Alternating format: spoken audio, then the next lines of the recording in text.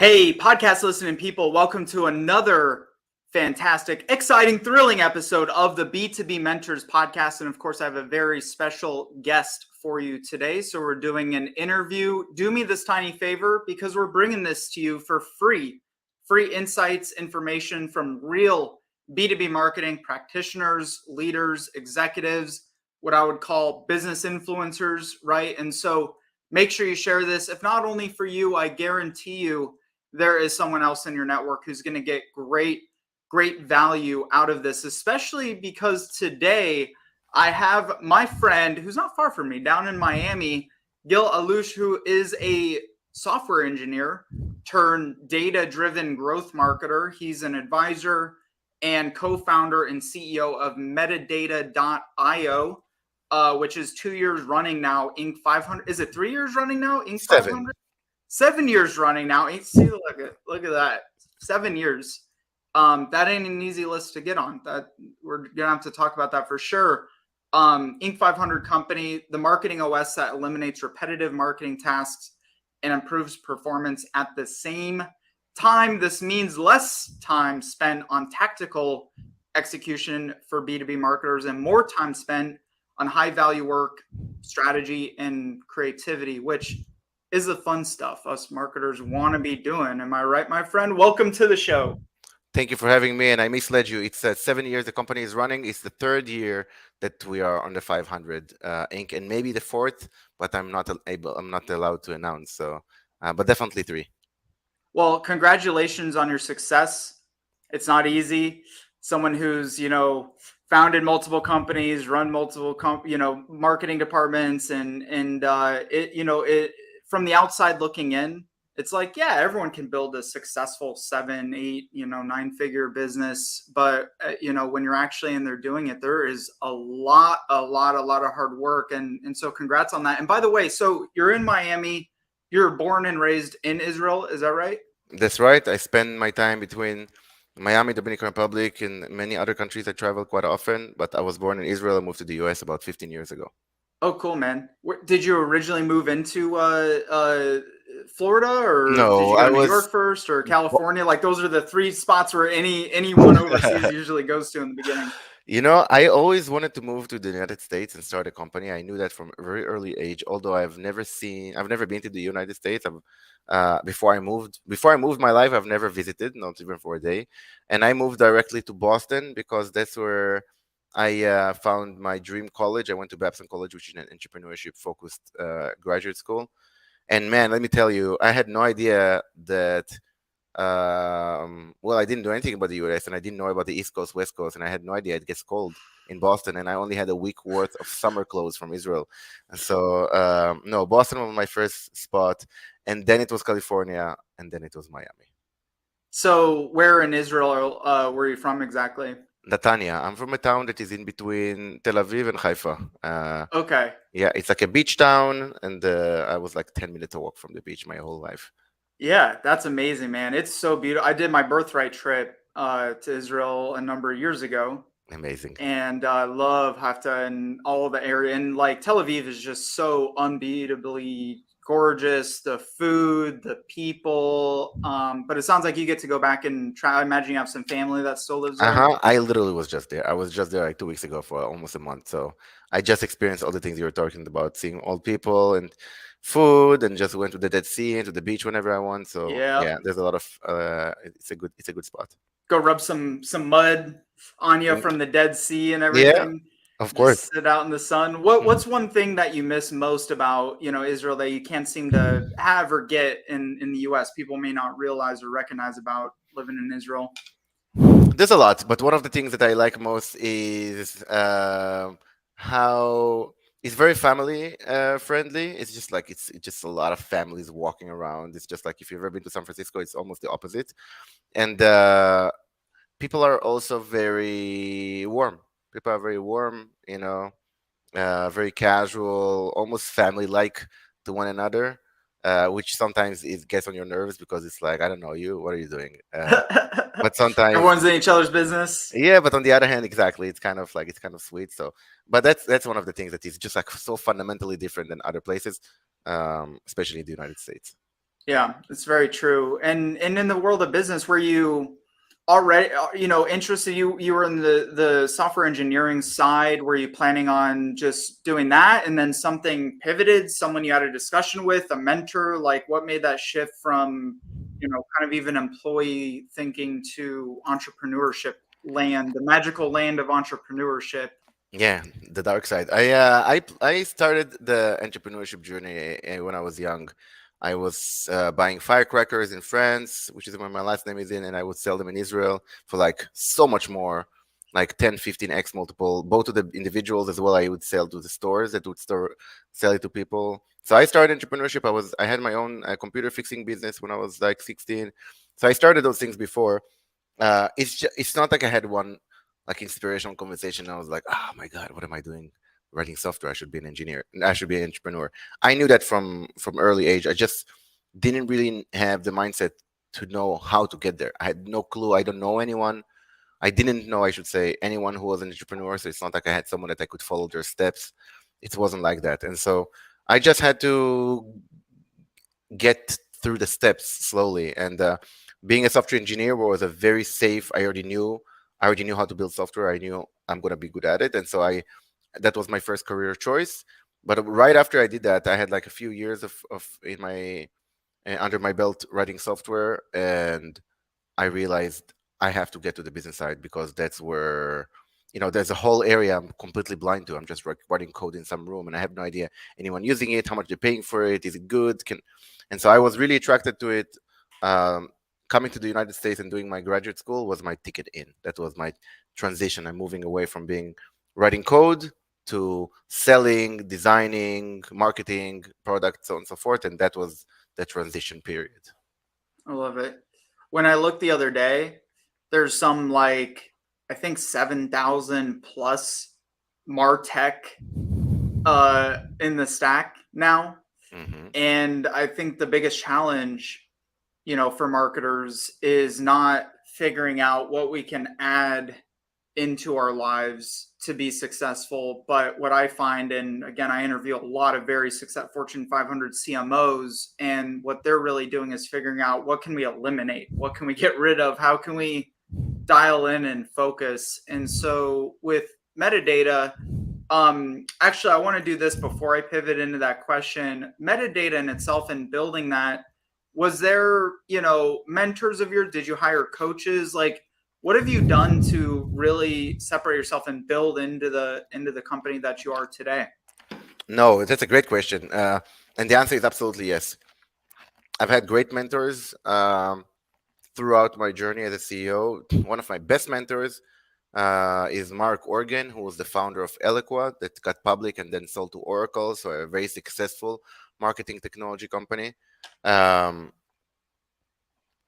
the idea to build metadata came as my own experience running marketing for B2B companies and being a software engineer running marketing versus being a Don Draper kind of person, like it being a creative person, like a more salesy, more it was very different. And I agree, the number of the companies and number of technologies in marketing is just insane.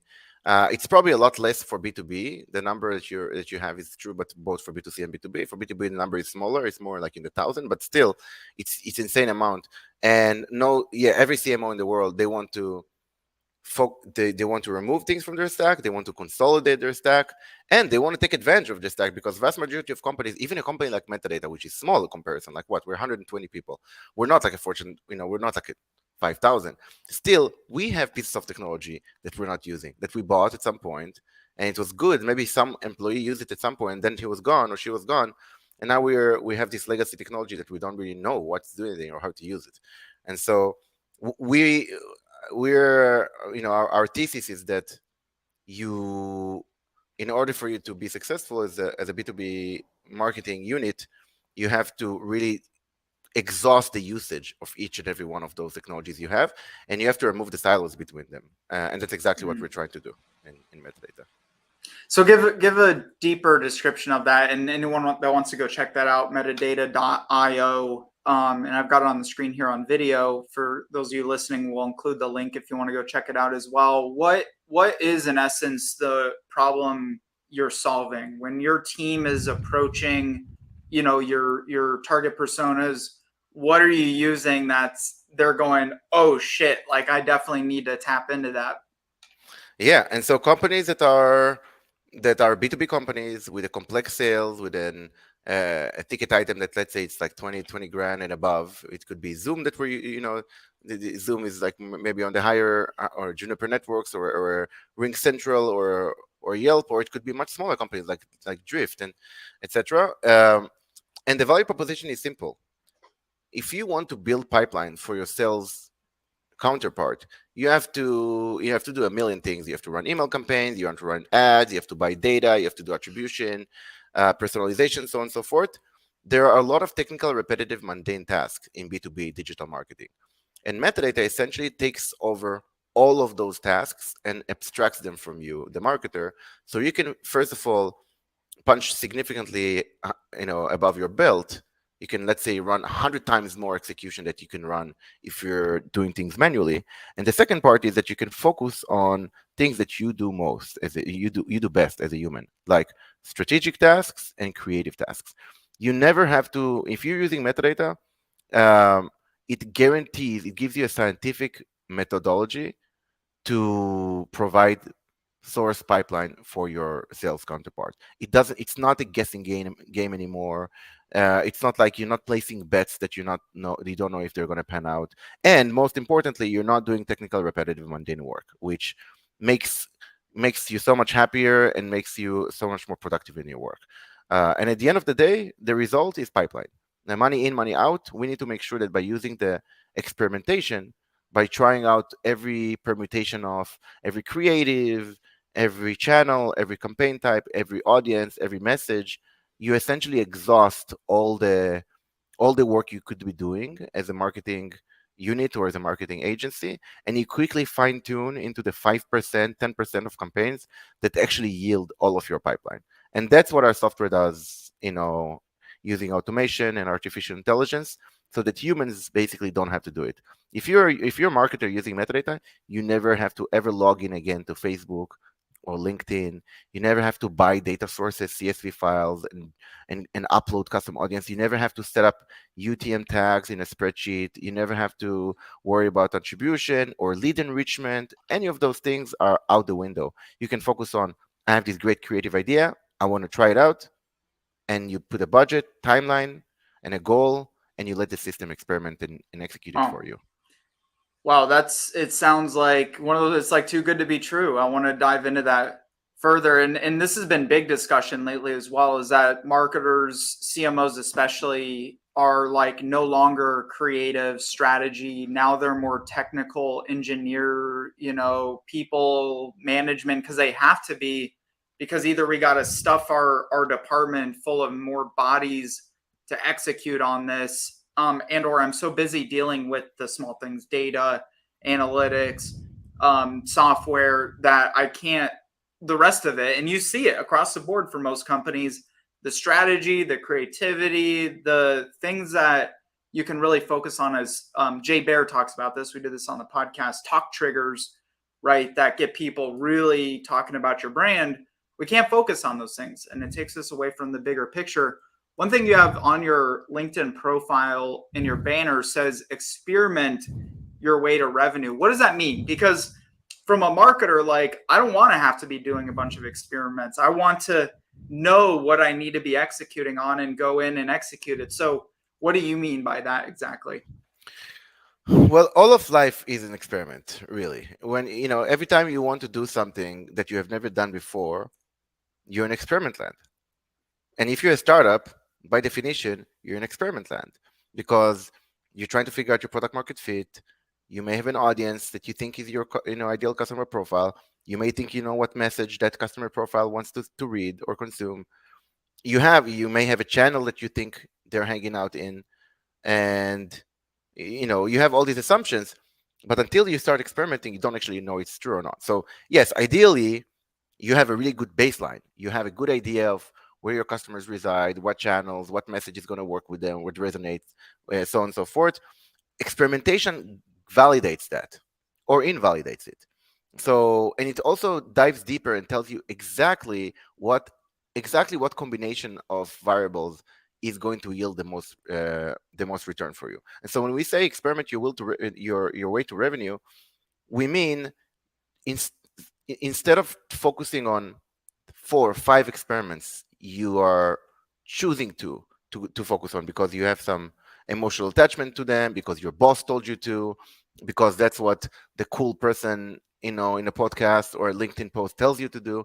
Instead of doing that, out of those 5 experiments, out of let's say 300 that you could possibly run, our system actually goes through and quickly exhausts all 300, and it will give you convicted answer with data of why this why this experiment, why running G2 buyer intent ads with a comparison chart on Facebook using lead gen form is especially good for you, and why if you Mm. put $10,000 into this particular combination, you're going to see $100,000 in revenue 6 months later.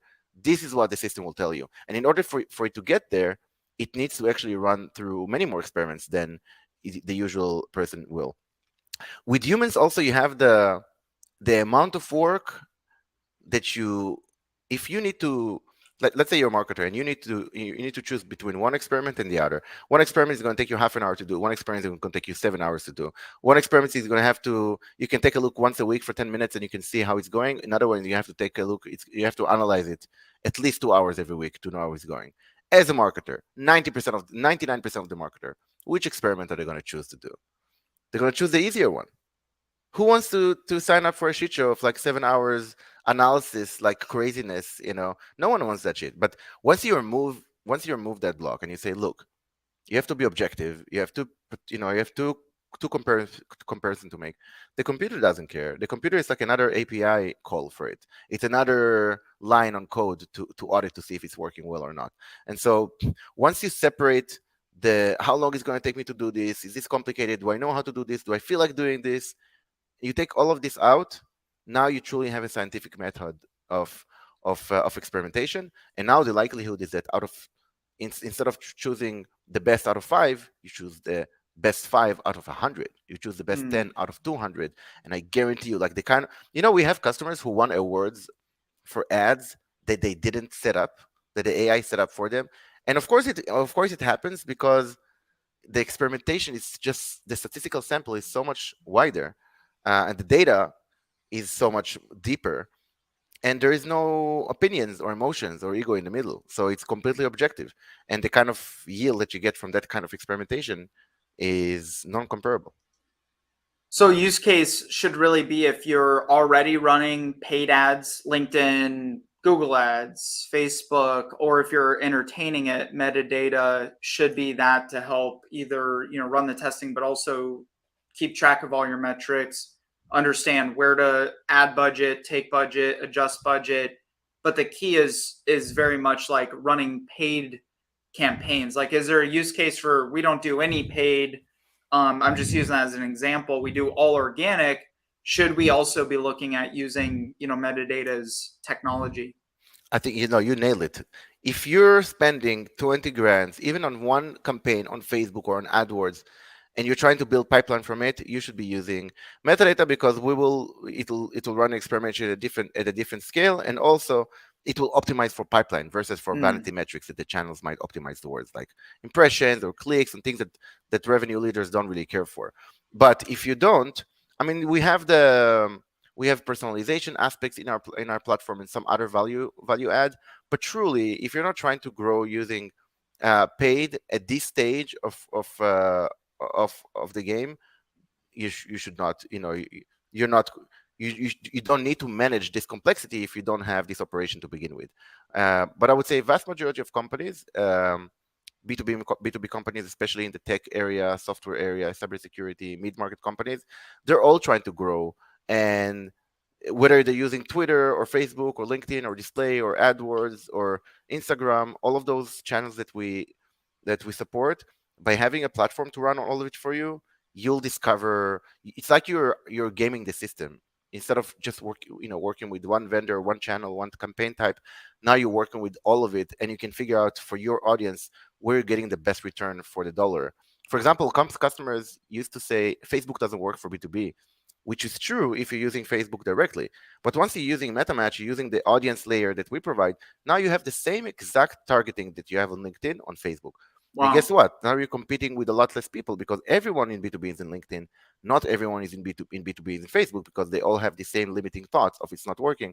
So your cost per lead is cut by half. And we've certainly been there before as well. And we've done both. And LinkedIn's very, very expensive to run ads. And that has always been the biggest complaint. So you're saying in your technology, you can overlay that details on Facebook. And me as a marketer, like that's the most time consuming thing is just if I don't have a vendor or maybe leadership hasn't approved for a vendor budget or whatever, going in and setting up all the details and everything to set up even a simple Facebook campaign. You're saying you can bypass that, shortcut that through Completely. metadata. You, Wow. you you guarantee that you only advertise to the right companies and the right people, even if the channel itself doesn't support it, because the audience layer is for metadata. You know exactly where your dollars are going, and you can open up channels that were historically only consumer, like Instagram is working with metadata.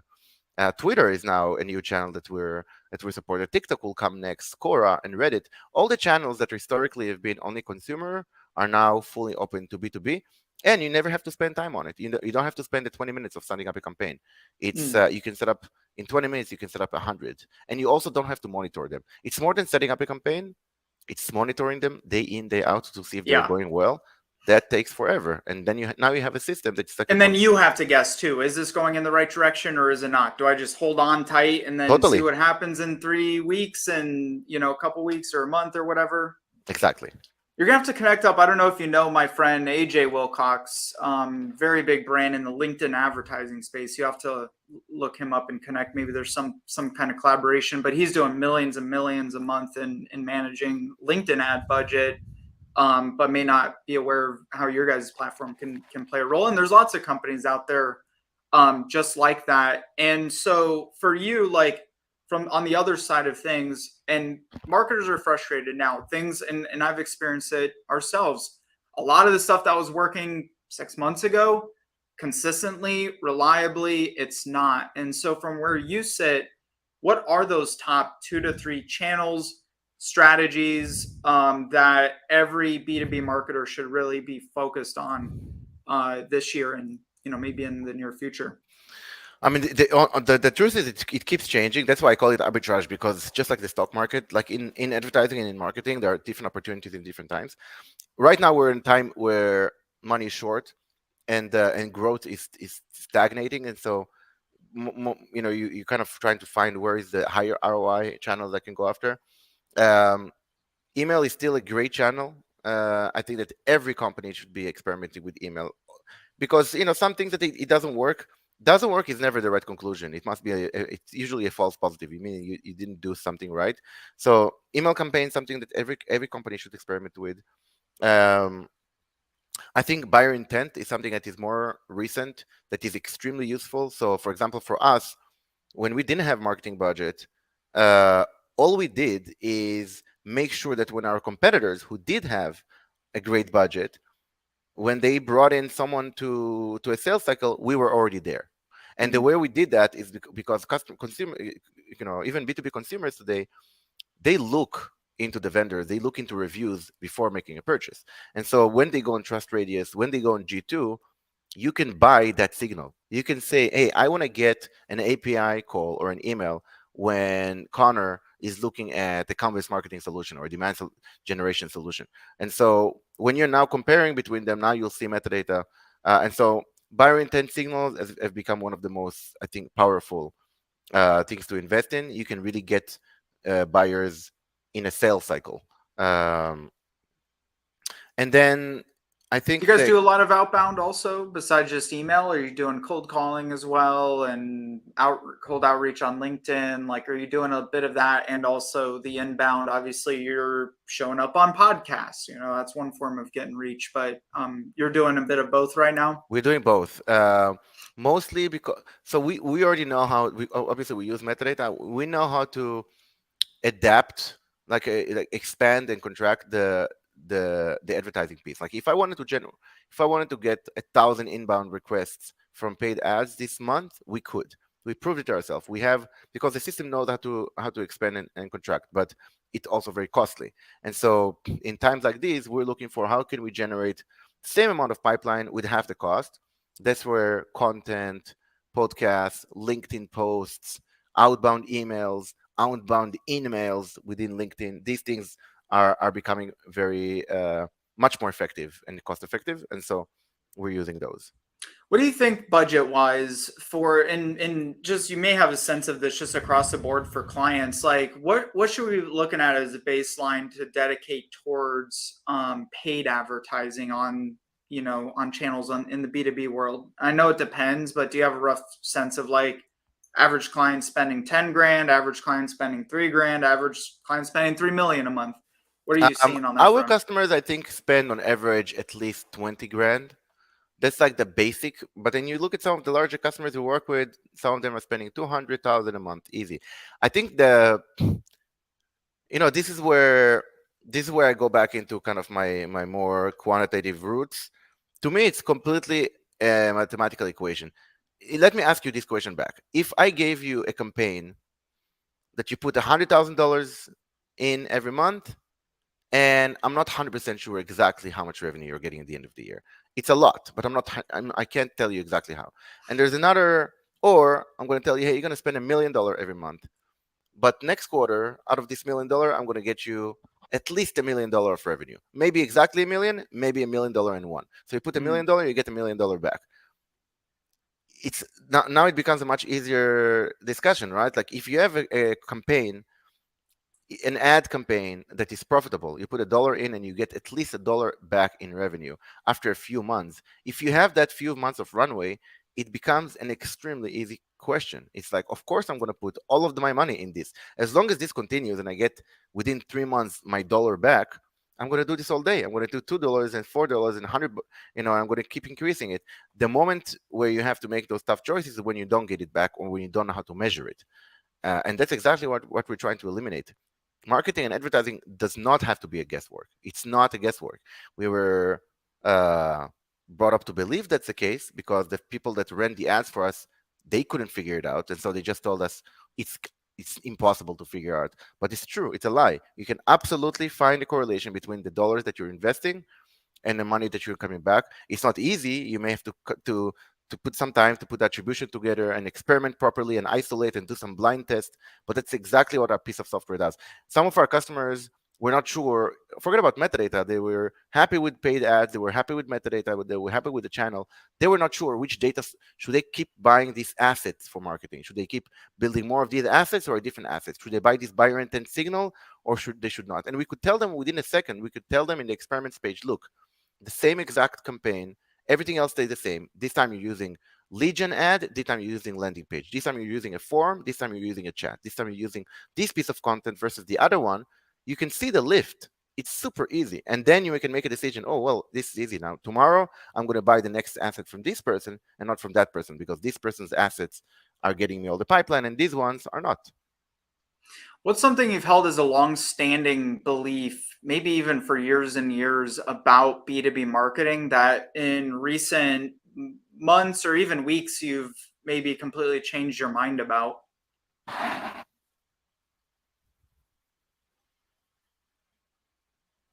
I think the biggest one, it's not like the last few weeks or months. I think the biggest one that I keep coming back to is quality over quantity. It's like there are so many, sometimes we go to our prospects or customers even and show them how something that has been a status quo for them, something that's been a baseline, that has been generating them all these leads and they thought all these leads are good, are generating noise. It's just noise. It's like it's trash, inbound interest that is completely unqualified, the wrong people at the wrong time, no authority. Imagine everything in band, just opposite. And Yeah. that's where they spend all of their money. And now they may extract a few deals out of it, which is why they continue. But really, they could focus on 5% of everything they're doing, and that 5% is what's yielding all of their sales. Uh, that's something that I didn't even as a marketer, I used to make the same mistakes. Like I would go and run a campaign and get like 1,000 attendees. I'll be like, this is amazing, and not even think about the 3 months later of salespeople having to pick up the phone and call and qualify and see each and every one of those people. And that's really how sales and revenue should be. It should be completely reversed. Start from the end. What's turning into business? Let's find those signals and do more of them. Everything else is experimentation mode. I like that. I think that's a great answer. And I think it speaks to your success in this business as well. Your background being a real practitioner, marketer, and dealing with that pain firsthand to developing out this company versus you're just another software SaaS founder out there that, there's a million of them and you seem to really care about it because you've been in it in the thick. And it can be very frustrating because when you win, you don't get the credit as a marketer, and when you lose, you get all the shit as a marketer. Oh yeah. So, anything else last minute, 30 seconds, 20 seconds that you want to make sure we touch on before we wrap up here? I think it's a great podcast. I think you have some great points. I think for the listeners, my biggest advice would be to experiment, to just get into the habit of experimenting. Take a piece of your budget. Doesn't have to be big. It can be 5%. It can be 10%. And experiment, because if it doesn't work, and 8 out of 10 times it's not going to work, but the 1 to 2 times it's going to work, it can have an exponential effect on your business. We have gotten ahead a lot of times because those things, like the conference, we've never done a conference before. We experimented with it, and then we had 5,000 registrants. Or we never did the Convo ads before, and then we did, and it became our number one source of leads. And so just experiment and be ready for failure. But then 1 out of 10, 2 out of 10 is going to be a huge success, and be ready for that too. But if you're going to experiment, you might as well experiment with confidence. And so folks listening definitely want to make sure you go check out metadata.io. And Gil, we'll have to find something else to collaborate. Maybe we do a LinkedIn audio room or event or something like that and get, kind of a community vibe going. We have a lot of the same connections I've seen, and we've actually been connected on LinkedIn a while, and I didn't even realize it until your team reached out to me. So again, big congrats on your success.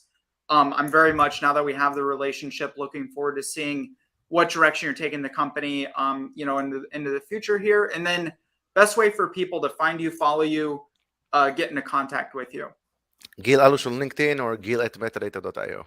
My other wrap-up question, I forgot this one too. Please. Anything else? Hires, vendors, partners, connections, like what's top of mind for you that you're looking for that maybe the listeners may also be able to connect you up with? If you're a marketer and you want to look at the best practices for marketing, we're doing the Demand Conference this year in October. We had 10,000 registrants last time. We have like Dave Gearhart and Jason Wiedup. We have like great, Rand from Moz. We have like great speakers. Michigan from Moz, so we have great speakers. Also, if you don't want to attend, but you just want to take a look at best practices, we have we open sourced playbooks for B2B marketing. So metadata.io/playbooks. It's customer writing their own tactics, and it's screen by screen walkthrough how to execute those experiments. Awesome. Can't thank you enough for sharing your time, brother. And I'll have to come hang out for a drink in Miami sometime, not too far. But the rest of you listening, much love to you, my friends. Make it great, and make sure you go connect and share this episode. We'll see you on the other side.